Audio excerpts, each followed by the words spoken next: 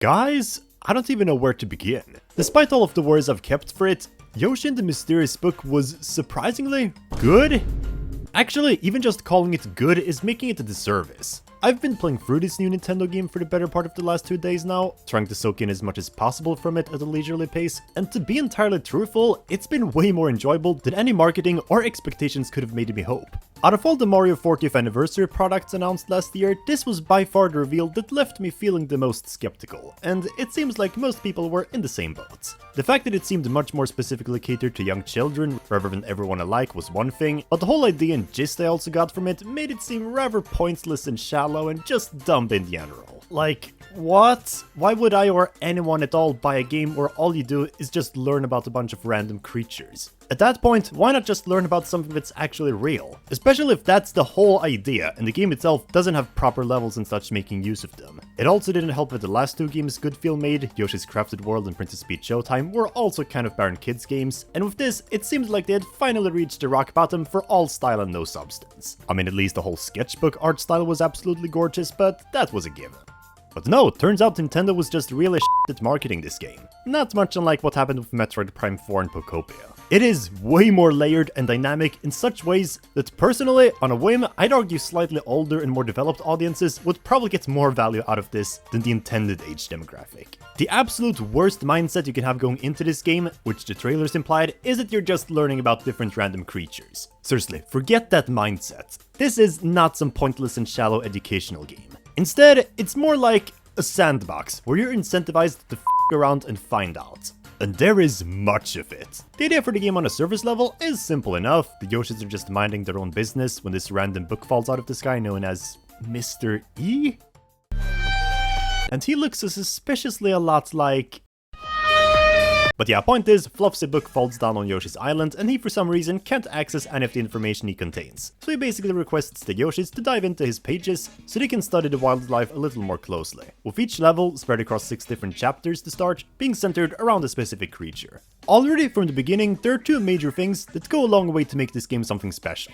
One is the fact that you get the choice to name all of these creatures you discover. It may seem like a small thing, but it allows you to make much more of a personal connection to these beings you bond with, giving you a sense of freedom of how to approach this world. And while it sucks that there is a limit on 10 letters, especially because Mr. E's default names usually exceed that, I can live with it. The bigger restriction is to only have 1 save file per Switch profile. Seriously, why the hell is this still happening? But yeah, back to the freedom, that brings us to the second really good thing, because you get so much of it for everything. Take for instance the levels. They don't have a typical start or finish like the usual 2D platformer does. You do have limits on how far you can go, but otherwise you're just wandering around these smaller habitats and stumbling up on elements you can play around with. And while there is a core set of missions for you to do to beat each stage, as in a few specific central things to learn about something, you can also still exit whenever you like. Never mind, keep on exploring even after unlocking the exit. One of the things I remember initially being concerned about is the fact that there is no way for you to die, not even from hostile creatures, but honestly, considering the challenge instead comes from trying to find out all the properties of something, rather than overcoming some big giant hurdle, it's a blessing more than a curse that plays perfectly into this game's sandbox feel.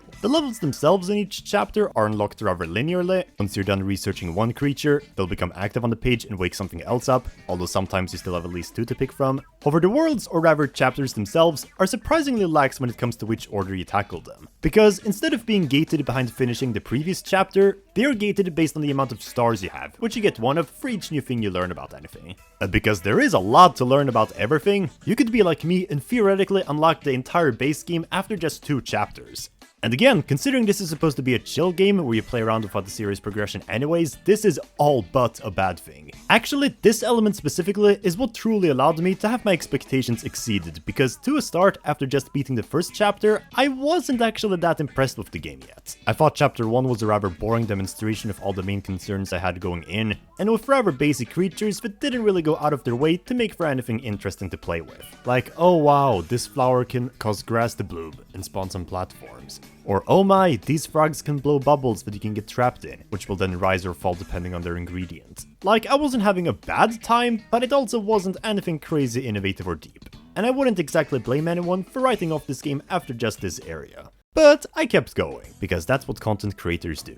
By chapter 2, I was already slowly but steadily feeling a sense of redemption coming onward, with creatures such as the umbrellas and especially the Kirby Dittos changing the way I felt was possible to around and navigate these levels. Maybe there is a lot more up this game's sleeve than I thought. So then I figured, let's jump to chapter 5 right away just because, and oh my, what the hell?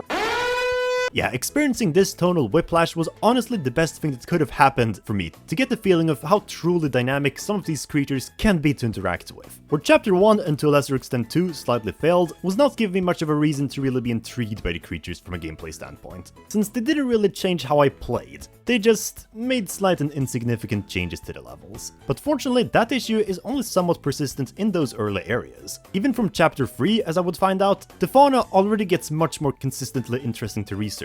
Because from that point onward, rather than just affecting the level, they also much more affect yourself and how you can navigate. For example, take these balloon fish that allow you to not only speed through underwater reefs, but also lunge up toward cliffs with enough momentum. Or how about this spider who can nail itself to walls, platforms, and swing from them? Or these snails that let you be flung across like a slingshot? Or as shown earlier, this absolute beast of a bush that follows you around and scythes anything in its path. Even the creatures that are more level interactive than character specific get much more layered as the game progresses as well. Like my favorite creature, this boomerang worm, which steadily gains more momentum when you avoid it. I could not believe that this was the same game I saw from the trailers, and it's precisely all this freedom the game gave me that allowed me to see the light. And this is the fun of Yoshi and the Mysterious Book for me. It's a very unorthodox kind of platformer, very much unlike what most people are used to, but an absolute gem where it's at in its own right nevertheless. Past a certain point, it just becomes so much fun to find a new creature and just experiment the shit out of their properties, what they can do and how they react to everything around them. And the sheer quantity of things to do just really pushes your creative side. Obviously, this sort of gameplay still may not be for everyone, however, as someone who thought it seemed dull and juvenile at first, this was the best surprise all year. The only thing that didn't really work for me was when the game also decided to force its so-called boss fights on me.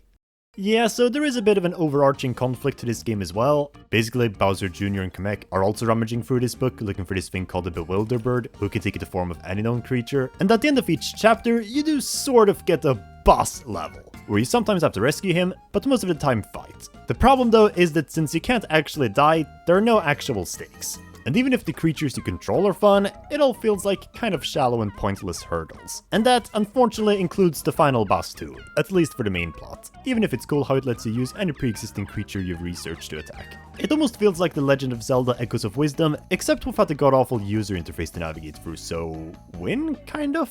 Oh well, this is such a trivial aspect of the game though that it hardly even counts for my overall thoughts at all. Especially because the final boss isn't the last DLC of the game. No, not even close. I've talked to a lot of people who were concerned about the revelation of the length of the game. After all, if you can unlock the last chapter within the span of just a few hours, is this game really worth the $60? Yes it is. Look, even if there was nothing more after defeating Bowser Jr., there's still so much left to learn about the creatures you've already discovered. Believe me, without the guide, you will miss plenty on your first go. And as hinted earlier, this isn't the kind of game with a typical start to finish. If you play this game with the goal of beating the final boss, you're setting yourself up for disappointment. And either way, you get so much new stuff opening up for you after you finish the main plot. For starters, not only do the flower collectibles that are spread throughout the levels actually come in handy, as you get to spend them on these so-called exploration tools to make it easier to play. They're not anything for me, but they're a nice bonus reward if you're struggling. And you even get to decide where to put them on your screen, so that's nice. Although more importantly, you also get access to 4 entire new chapters, each just as engaging as the best of the base game, if not even more. Plus, it's also where you fight the true final boss, which, while still easy obviously, is at least actually kind of fun, since you're constantly switching up different creatures to reach the boss. So yeah, this is not a small game by any means. Sure, if you rush through it, you could beat the main plot in like 3 hours, but to truly soak in everything it has as it's meant to be, I suspect you could likely spend up to well above 20 hours just mindlessly rummaging through these habitats. I personally still have so much left to see too, that I can't wait to experience. And then there's also all the references to past Yoshi adventures as well. As an example, there's an entire world in the base game all dedicated to the original Yoshi's Island and its creatures, which adds an additional layer to the game since you're now also actually learning about pre-existing enemies for fun. And the references continue well past said chapter 2. So yeah, when all is said and done, this game kinda rocks. Do I think this is an amazing game or anything?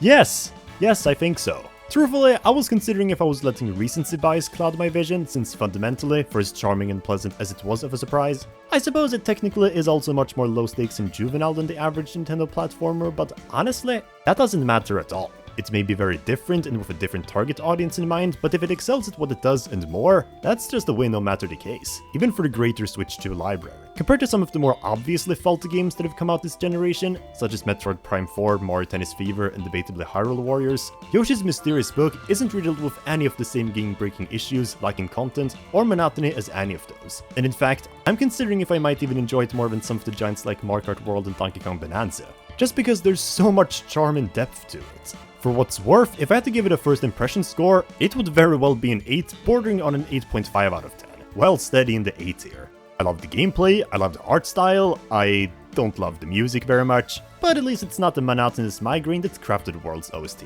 was. Woolly World is still on top though. But yeah, a very good final Switch 2 game before the anniversary and eventual direct. And now it is time for me to continue playing it. If this game was even remotely on your wish list considering its poor marketing, my advice is, what the hell are you doing? Go out there and get the game now. And even if it's not, honestly, I say do consider it. With the proper mindset, this can be a surprisingly enjoyable time to turn off your brain to, and one I'll continue revisiting for months. If you enjoyed the video, drop a like and subscribe for even more yapping on Mario games from me, and let me know in the comments section down below what you're thinking about the game. So I'm signing off now, until next time.